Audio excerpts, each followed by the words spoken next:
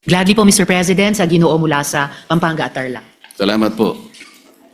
Nung nakaraang linggo po, Mr. President, ako po ay inimbitahan ng bagong ambassador ng China doon po sa kanilang embassy na parang residente rin dito sa Makati. Ako naman po ay nagpaunlak sapagkat ipinadala po nila yung invitation sa akin.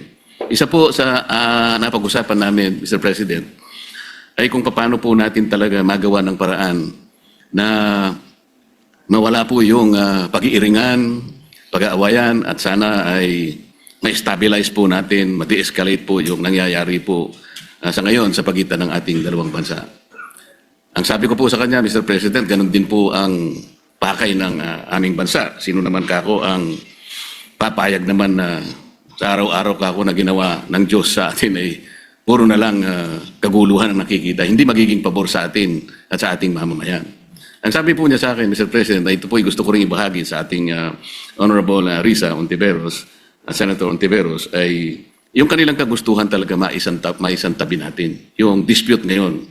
Ang sabi ko sa kanya, bakit kasi nakikita natin yung mga barko ninyo, kung minsan binubomba ninyo ng tubig yung mga ilang mangingisda namin o kaya yung nagre-resupply ng aming provision sa Ayungin Shoal. Hindi ba natin may iwasan yun? Sabi kong gano'n sa kanya. Alam mo, sabi niya, Mr. President, nung panahon ng dating Pangulo, ginawa na natin yun. We have a relative peace nung panahon na yun. Ang problema sa ngayon ay, maski ikaw, makikita mo naman, binanggit niya po yung nangyari sa ginawa yata ng spokesperson ng Coast Guard. At ng Task Force West Philippine Sea. So yun po, na Mabuting Ginoo. sana naman ay pakaiwasan din natin yung gano'n sapagkat kung negative naman yung nakikita rin namin, hindi na naman po pwedeng hindi naman kami sumagot sapagkat ang ginawa naman nila ay they depicted our president in a very negative manner.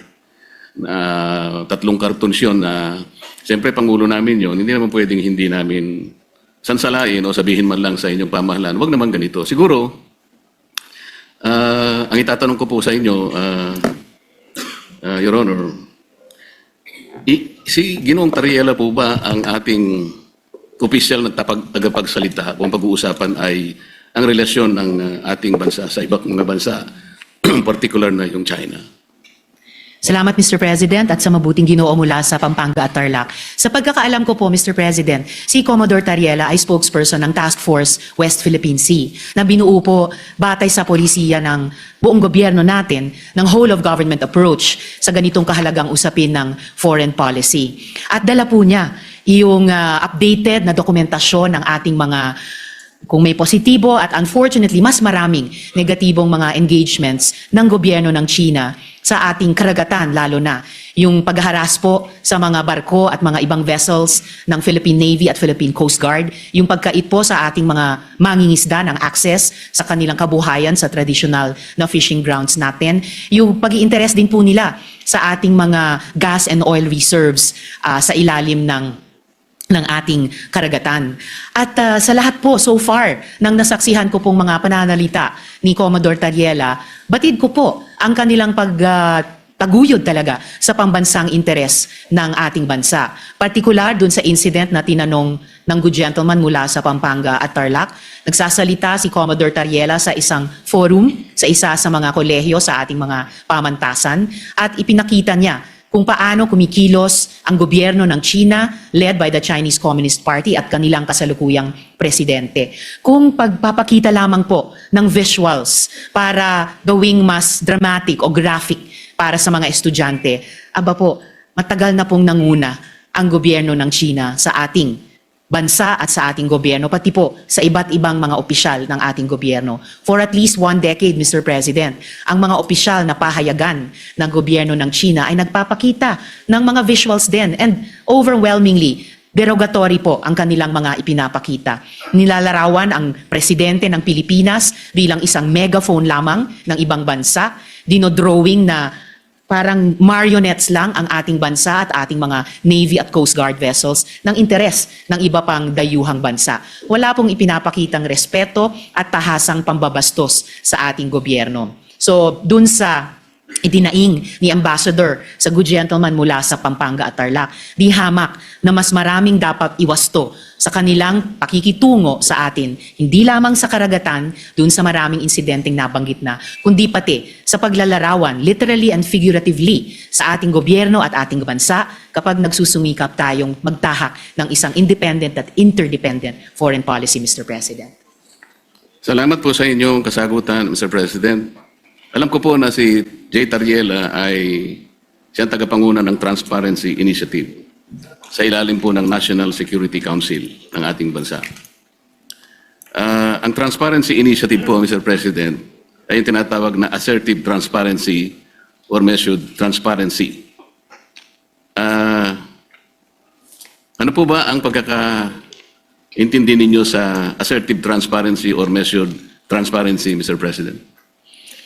Sa pagkaintindi ko po, Mr. President, ang assertive transparency ay ibig sabihin, isa sa publiko, lahat ng mga importanteng engagement sa pagitan ng ating bansa at iba pang mga bansa, lalo na sa loob ng ating teritoryo. At particular dito, sa ating dynamic sa gobyerno ng China, ibig sabihin ay hindi magiging mahiyain ang ating gobyerno upang sabihin kapag nga may ganyang mga insidente tulad ng nagbunga ng pagkaputol ng daliri ng isang uniformed personnel natin, yung pansamantalang pagbulag at pagdinig sa ating mga personnel dahil gumagamit ng high frequency radar o mga laser lights, at pati po yung gaya ng nabanggit na rin ng good gentleman mula sa Tarlac at Pampanga, yung pagkait na makaresupply tayo ng maayos sa ating mga personnel sa mga lugar sa loob ng ating karagatan at teritoryo. Na hindi tayo o hindi ang gobyerno magiging mahiyain sabihin ito sa ating publiko at pati sa regional at international community bilang mga bagay na lubos na ikinababahala at naiiwasto ng ating gobyerno, whether ang lehislatura o ang executive, Mr. President. Ang inyo pong binanggit, Mr. President, ay napapaloob dun sa definition ng assertive transparency. Ngunit kung inyo pong isasaalang-alang, Mr. President, yung assertive transparency, ito po yung merong strategic objective na sa bawat balita na ating isa sa publiko o ipapaalam sa ating mga kababayan, ay kinakailangan meron tayong kaparaanan para sa ganun ay matiyak natin na ang ating paglalahad o pagbibigay ng impormasyon sa publiko ay hindi magiging cause ng panic o kaya ay maaring ma-misinterpret ng publiko. Ibig sabihin, meron pong kaakibat na responsibilidad na maiwasan natin ang hindi pagkakaunawaan. Kasi pag nagkaroon po ng misinterpretation, lalo pong lalala ang isang maliit na problema. Yun nga ang nangyayari po sa atin ngayon, Mr. President, papalaki ng papalaki. Siguro kung pakakaiwasan pa natin yung mga bagay-bagay, lalong-lalo na sa pagsasalita ni spokesperson Tariela, imbes na po siguro papaliit ang ating problema, baka lalong lumalaki. May kasabihan po kasi tayo, Mr. President, na ang pagkakamali ay hindi may tutuwid ng isa pang pagkakamali. Maaring sabihin natin may mali ang China. Ngunit, kung halimbawa sa kanyang paghahayag ng mga bagay-bagay na maaring malaman ng publiko tungkol sa mga inaakala nating pagkakamali o ginagawa nilang mali sa West Philippine Sea, siguro yun ay paalam natin sa paraan na hindi tayo makakagawa siguro ng lalo pang mas malaking pagkakamali na katulad po ng ginawa niya. Kailangan po bang gumamit pa siya ng mga cartoon caricatures para ipakita niya ang Pangulo ng China sa isang negative at isang nakakahiyang mga pamamaraan? Alam po ninyo, Mr. President, dito sa ating tinatawag na West Philippine Sea na kinukuwenta nga nila yan, ito'y halos equivalent ng ating exclusive economic zone. Mas marami pa pong features ang Vietnam na okupado kaysa sa China. Meron din pong features na nasa loob ng ating West Philippine Sea na ngayon ay sinakop o occupied ng Malaysia. Tinanong nga ako ng Chinese ambassador, sana man lang o kaya gusto naming mangyari kung paano nyo pinakikitunguhan naman ang Vietnam sapagkat claimant din naman sila, pare-pareho tayong claimant. Sana hindi naman yung paraan na parang kami masyado naman kaming kontrabida. Yung Malaysia, nandun din naman. Pagpupunta rin naman yung barko ninyo doon, tinataboy din naman kayo. Totoo naman po yun, Mr. President. So, sa ganito pong mga sitwasyon, Kaya ko po naitanong kanina, Mr. President, kung si Ginong Tariela ang pinaka-spokesperson ng ating bansa, kung pinag-uusapan ay foreign relations. Kasi po, ito po, sa sarili po niyang statement, doon sa kanyang panel discussion organized by Strat-based ADR Institute, ganito po yung sinasabi nila, Mr. President. Not every event in the West Philippine Sea is openly released to the public. The info must first go through the Information Working Group. Ito po ay kinabibilangan ng mga sumusunod, Mr. President. DND, AFP, DFA, DOJ, National Security Council, at saka yung PCG, the Philippine Coast Guard. Ito po yung National Task Force sa West Philippine Sea. Kapag ka po yung IWG, ito po yung, ay na-process na po yung information at nagkaroon ng desisyon na i-release, tsaka lamang po i-release. Ibig sabihin po nito, talagang pinakaiingatan din natin na kahit paano ay makagawa tayo ng diplomatic kings or whatever. Ganun po dapat sana ang magpakaingat sana sila. Lalong-lalo na nga po ay meron na nga tayong problema. Karaniwan po kasi sa mga bansa na merong ganitong disputes. Kagaya po ng sinasaad po ng ating Book 4, Title 2, Chapter 1 ng ating Executive Order 292, Mr. President. Ito po yung tinatawag nating Administrative Code of the Philippines. Pagka pinag-uusapan po ay foreign relations talaga, ay ang Department of Foreign Affairs ang dapat po sana ang opisyal na magpapaliwanag o magko-convey ng ganong klaseng pagpapaliwanag o anumang gustong i-convey sa ating mga karatig bansa. Ginoong Pangulo, masasabi po ba natin na si Ginoong Tariela ay nakikipag-coordinate sa bawat salitang bibitawan niya sa publiko, lalong-lalo na yung sinasabi niya na kailangan informahan ng public? Kiniklear po niya kaya ito sa Department of Foreign Affairs, gayong ito ang official organ ng ating pamahalaan. Para sa ganun ay maiwasan po natin ang lalo pang pagkakamali. Sa tingin ko po, Mr. President, dahil meron tayong pong presumption of regularity, lalo na sa pagitan ng lehislatura at saka ng executive, opo, nananalig ako na nagko-coordinate si Commodore Tariela, nagko-coordinate ang buong National Task Force on the West Philippine Sea sa lahat ng mga departamento na bumubuo at gumagabay sa kanila, lalo na ang Department of Foreign Affairs. At bilang miyembro ng lehislatura, hindi po ako makikialam kung ano ba ang mga dynamics nila or kung maganda ba or hindi maganda ang kanilang working relationship on any one day or the other. Basta para sa akin po bilang isang mambabatas, meron akong presumption of regularity dun sa paghilos ng buong National Task Force on the West Philippine Sea and in this particular case, lalo na kay Commodore Tariela. And i-shift po natin o lakihan po natin yung magnifying glass na meron po tayo ngayon. Ang problema po ay hindi kay Commodore Tariela. Ang problema talaga ay sa kondukta ng Chinese government sa kasalukuyang dynamics. Kung sumasakit ang loob nila dahil ayon sa kanila masyado naman silang kontrabida, I'm sorry, in this particular case, sila talaga ang pinaka-kontrabida. Hindi po nila pwedeng sabihin na mas marami namang ino-occupy ang Vietnam, may mga kasalanan din ng Malaysia. Opo, alam natin may iba't ibang claimant country sa buong South China Sea at yung iba ay kumbaga karibal din natin sa mga claims natin bilang Pilipinas. Pero hindi naman ina-attack ng Vietnamese Navy ang Navy at Coast Guard natin. Hindi naman dinedenay ng Malaysia ang mga mangingisdang Pilipino makapangisda sa sarili po nating karagatan. At I beg to disagree, Mr. President, with all due respect sa Ginoo mula sa Pampanga at Tarlac. Ang pinag-uusapan po natin at ang pinagmumulan nitong mga malalim na pagkabahala natin, hindi po ito maliit na problema. Napakalaking problema po nito. Isa sa pinaka-malaking problema natin sa ngayon. At ayaw nating magpanic, ayaw nating mag-misinterpret, pero saan ba nagsisimula ang maaring ikatakot?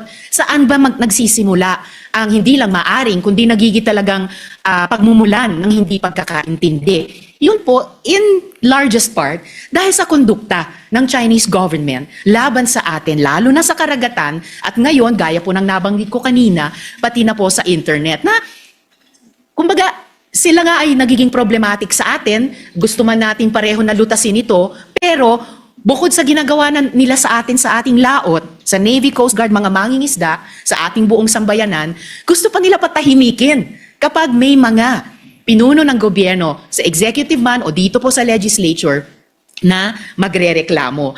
Ang tawag ko po dyan, Mr. President, sa ugali ng Chinese government, gaslighting. Sila na nga ang gumagawa ng mali, mamasamain pa nila kapag pinuna ng ating panig, ng ating gobyerno, tayo pa ang may kasalanan at sila pa ngayon ang biktima. Classic gaslighting behavior po yun. Napaka-negative na psychology yan kung sa individual na tao po or kung sa interpersonal na mga relasyon. And dapat huwag gagawin yan, huwag gagamitin yung ganyang cheap tactic nila, lalo na po sa foreign relations. Lalo na kung totoong gusto nilang lutasin natin ng maayos ang hindi maliit, kundi napakalaking problema nito, Mr. President. Mr. President, sa tanong ko po kanina kung ikinukonsulta ni Ginoong Tariela sa DFA ang kanyang mga ginagawa at pagpapahayag sa publiko, at ang sinagot po ay siguro naman po, maaari sapagkat yung pong presumption of regularity. Alam po ninyo, nakausap ko ang mismo ang Secretary of the Department of Foreign Affairs.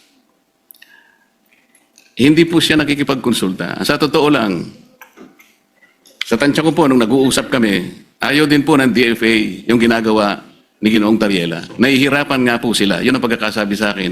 Dahil imbes na makatulong sa kanilang gawain at sa kanilang responsibilidad na panatilihin natin yung gawin ba nating kahit na medyo mahirap.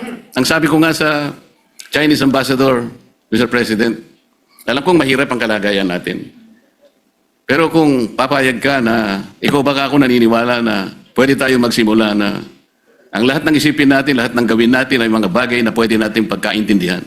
Pwede tayong magkasundo. Doon tayo mauna. Iyan ba naniniwala ka? Naniniwala po sila, Mr. President. Kapag nagsimula tayo sa mga bagay na pwede natin pagkasunduan, halimbawa, sabi ko, yun na lamang ka akong mga isda. Alam ko, ako, ang isda. Walang may-ari niyan. Common yan eh. Yan pwede nating pag-umpisahan sa pamagitan ng traditional fishing rights.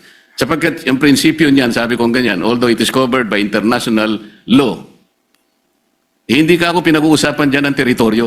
Kasi kapag ka ang pag-uusapan, napunta na sa teritoryo, problematic na eh. Pero pag-usapan muna natin ang mga isda. Sabi ko sa kanya, Sir President, nagawa ninyo sa Vietnam, nagkaroon kayo ng gulo dyan. Pero bakit nyo nagawa? Nagkaroon kayo ng agreement na partisyon nyo ang isang sukat ng karagatan doon sa Tonkin Gulf sa Vietnam.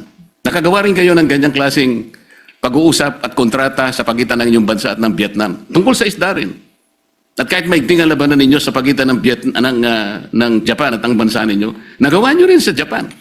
Ibig ko sabihin, meron tatlong pangyayari dito sa panig ng ating mundo na nagawa nating ayusin kahit isda lang ang pinag-umpisahan natin. Hindi ba natin pwedeng gawin dito sa ating bansa? Sabi niya, pwede. Kaya lang, pakaiwasan naman natin itong ganito kasi, sabi niya. Kami naman nakahanda naman kami. At alam ko, Mr. President, nabasa ko sa dyaryo kaninang umaga, 17 yata sa ating mga fishermen ang kanilang sinalba. Mga bagay na pwede naman nating pasalamatan din sila. Kasi po kung, ako po, ayoko din ang ginagawa nila. At sinabi ko rin naman sa kanya ng harapan. Bilang Pilipino, sabi ko, masakit naman ka kung makita ko yung aming mga mangisda na talagang kinakanyon yun ng tubig. Naintindihan naman namin yun, sabi niya. Kaya ang gusto namin, makagawa tayo ng mapagumpisahan natin. Ngayon, kung halimbawa si Commodore Tariela, habang nag-uusap tayo, nagpapakita ng ganitong mga memes at saka yung mga caricatures na negatibo, Mr. President, hindi po nakakatulong eh. So ano po ba yung ating moving forward? Wala na ba tayong gagawin kundi puro patutsyadahan na lang? Hindi po makakabuti sa pagitan ng dalawang bansa natin. Kaya lang naman po ako tumayo para imungkahi ang ilang bagay-bagay sana na makakatulong. Maaring mahirap po sa umpisa. Ang imumungkahi ko nga po sana, Mr. President, kung meron po tayong panahon sa ating mga committee hearings, imbitahan po natin ang Coast Guard, ang Department of Foreign Affairs, at kung sino po ang may kinalaman dito sa West Philippine Sea, o kung tawagin po natin ay Exclusive Economic Zone, sa pagitan ng napaloob po sa South China Sea.